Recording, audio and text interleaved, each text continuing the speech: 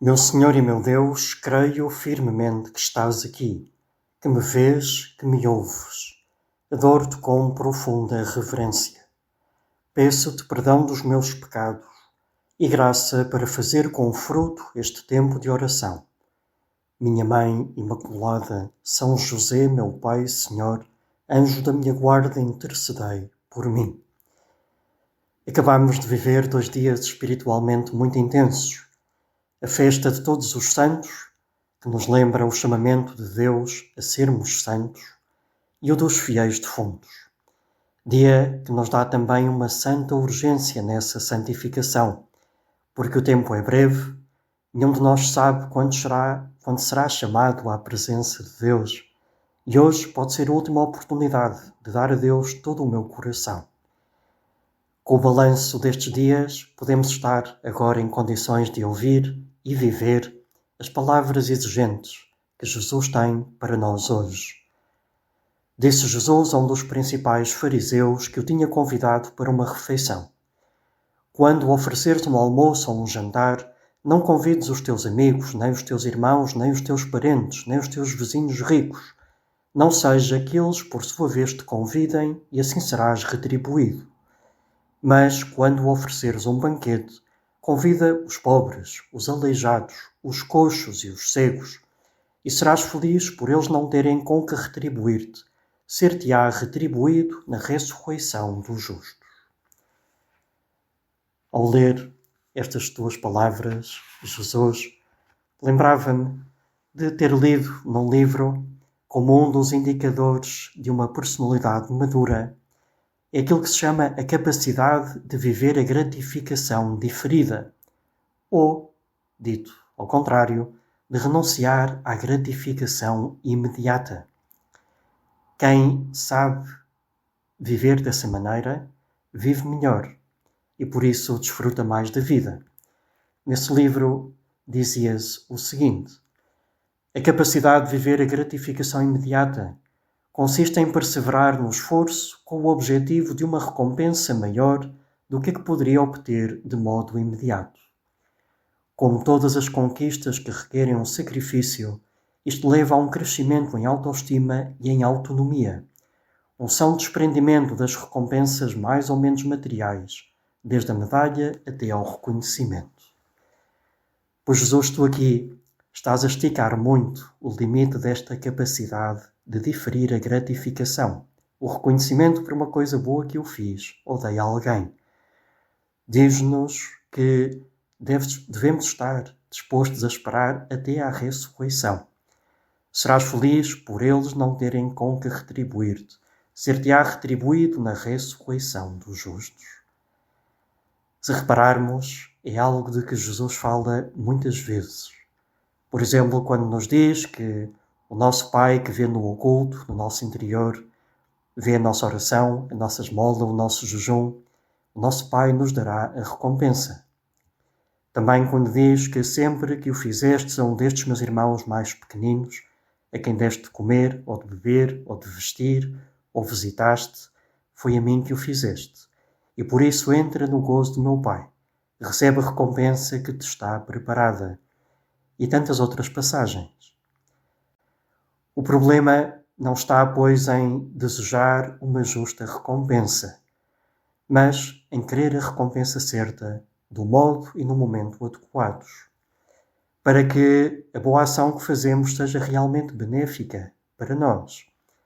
É natural e bom para nós desejarmos a salvação, a união definitiva e totalmente realizadora com Deus. Estamos feitos para isso. Mas uma intenção egoísta, narcisista, interesseira, poderia comprometer essa recompensa, porque afastava o meu coração de Deus. Então, Jesus convida-nos a fazer tudo apenas e só para a glória de Deus, por amor a Ele, para poder, sim, vir então a desfrutar do seu amor por todo o sempre. Também é assim nos nossos amores e amizades terrenas.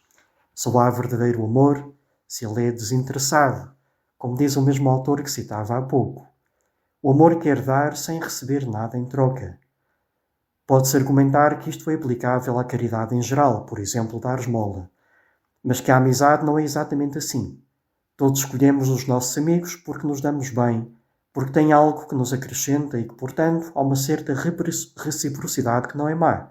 Faz parte da própria natureza da amizade. De acordo, retifico. A amizade procura dar sem buscar uma gratificação imediata, um retorno a curto prazo para o investimento afetivo que se fez. Implica certo desinteresse. Dou algo ao meu amigo porque precisa, ainda que não me devolva agora o favor. Ele o fará se for necessário. Mas não fica em dívida comigo enquanto não se apresenta a oportunidade. E se apresenta, não me sinto legitimado a exigi-lo.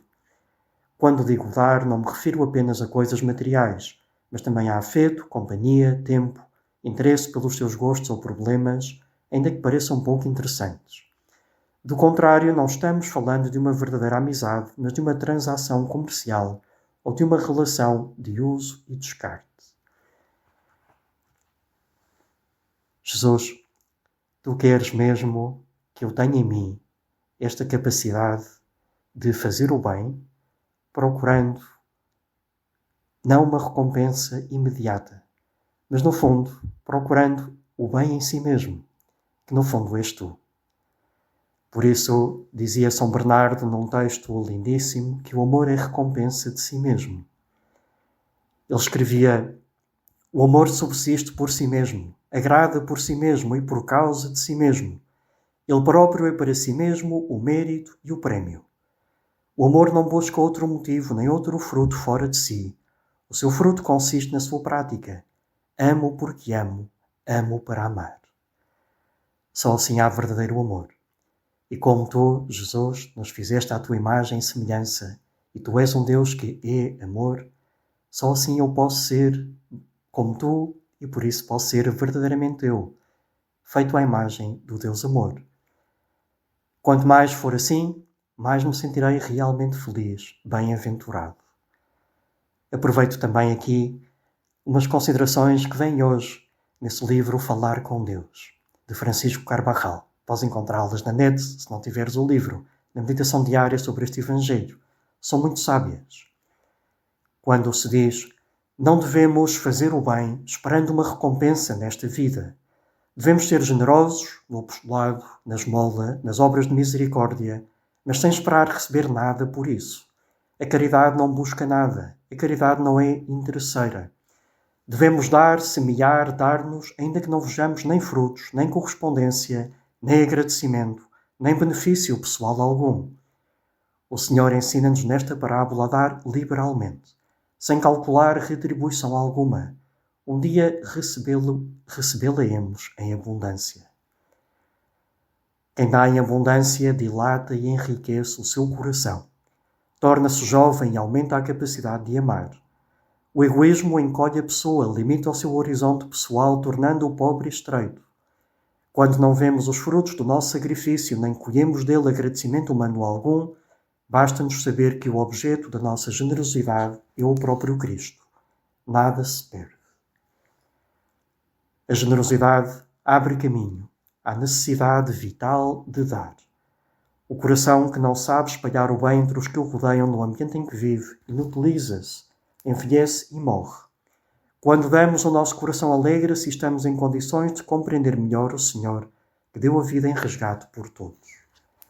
Por isso, no fundo, Jesus, tu estás-nos a dizer que saibamos amar como tu amas. Esse é o nosso caminho. Imitar-te para sermos tão bons filhos do Pai como tu és. E nisso encontramos o nosso consolo e a nossa recompensa. Quando damos, o nosso coração alegra-se e estamos em condições de compreender melhor o Senhor, que deu a sua vida em resgate por todos. Quando São Paulo agradece aos filipenses a ajuda que lhe prestaram, diz-lhes que está contente não tanto pelo benefício que recebeu, como sobretudo pelo fruto que as esmolas trarão para eles próprios, a fim de que vão aumentando os juros da vossa conta, dizia São Paulo. Que também animava os cristãos a viver a generosidade com alegria, pois Deus ama aqueles que dão com alegria. Se dás o pão com tristeza, comenta Santo Agostinho, perdeste o pão e o prémio. E noutros momentos vemos, Jesus, o teu entusiasmo, com a entrega de quem dá e se dá por amor, espontaneamente, sem cálculos, como aquela viúva que lança no tesouro do templo as suas 2 únicas moedas. E isso enche o teu coração de compaixão por ela. Este Evangelho, por isso, ensina-nos que a melhor recompensa que podemos receber na terra é o termos dado. Com isso, está tudo feito. Nada devemos recordar aos outros, nada lhes devemos exigir em troca.